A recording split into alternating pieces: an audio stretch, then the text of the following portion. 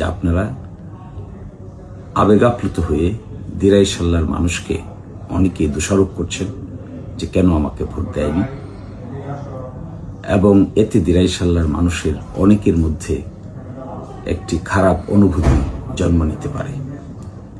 তো আমি আপনাদেরকে অনুরোধ করব, দিরাই সাল্লাবাসী তাদের পছন্দ মতো সিদ্ধান্ত নিয়েছে।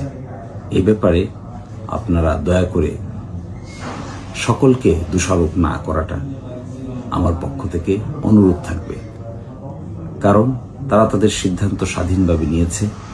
এখন যদি তাদেরকে আমরা দোষারোপ করি বা আপনারা অনুভূতির কারণে, আবেগের কারণে, ইমোশনের কারণে দোষারোপ করেন, তাহলে এটা সঠিক হবে বলে আমি মনে করি না। স্বাধীন দেশ স্বাধীনভাবে যে যার সিদ্ধান্ত নিবে, এটাই স্বাভাবিক। তো আমি আপনাদেরকে অনুরোধ করব, কেউ আমার দিরাই সাল্লাবাসীকে ব্লেম করবেন না, দোষারোপ করবেন না। আপনারা যদি তাদেরকে দোষারোপ করেন তাহলে আমিও আহত হব, আমারও অনুভূতিতে লাগবে।